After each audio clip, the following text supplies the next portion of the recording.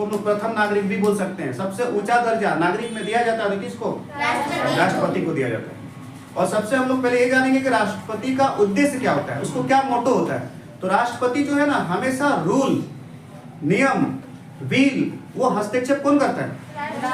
जब तक नहीं आपका हस्तक्षेप करेगा, सिग्नेचर जिसको बोलते हैं, उसके बगैर प्रधानमंत्री कोई भी जो है मतलब ना बिल और ना कानून पास, मतलब बिना राष्ट्रपति का हस्ताक्षर के बगैर प्रधानमंत्री कोई बिल और कानून पास नहीं कर सकता, कर ही नहीं सकता।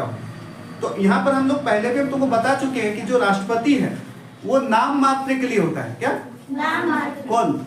राष्ट्रपति। बढ़िया ध्यान दो, राष्ट्रपति नाम मात्र के लिए होता है। वास्तविक काम कौन करता है?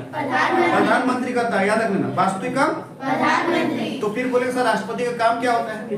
राष्ट्रपति का काम देखो क्या क्या होता है, मेन उसका काम क्या होता है सुन लो। बिल, कोई भी कानून, हस्ताक्षर किसका? राष्ट्रपति, सबसे बड़ा चीज। और तीनों सेनाओं का जो प्रमुख अगर देखा जाए तो हेड जिसको बोलते हैं, अध्यक्ष सबसे ज्यादा कौन है? राष्ट्रपति। वहां पर आपका जैसे एक तो जल सेना, वायु सेना और क्या होता है?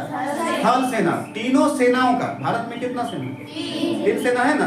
तो तीनों सेना का मेन हेड किसको माना जाता है? राष्ट्रपति। इसका भी बहुत बड़ा क्या होता है? हाथ होता है।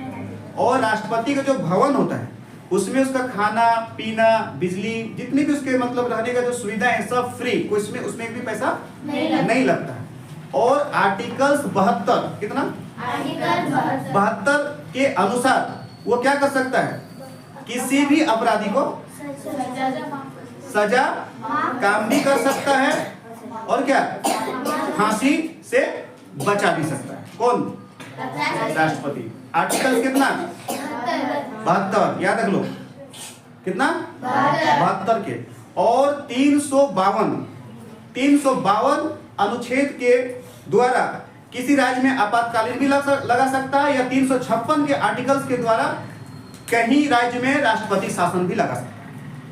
समझ में आ गई? यह इंपॉर्टेंट है, पूछ देगा कि राष्ट्रपति किसी भी राज्य में आपातकालीन कितना आर्टिकल्स के द्वारा लगाया जा सकता है? कितना? 352, 352 आर्टिकल्स के द्वारा और किसी भी स्टेट में आपातकालीन घोषित कर सकता है राष्ट्रपति। समझ में आ रहा है? या तो 356 यानी 356 आर्टिकल्स के तहत वो किसी भी राज्य में क्या लगा सकता है? राष्ट्रपति शासन लगा सकता है।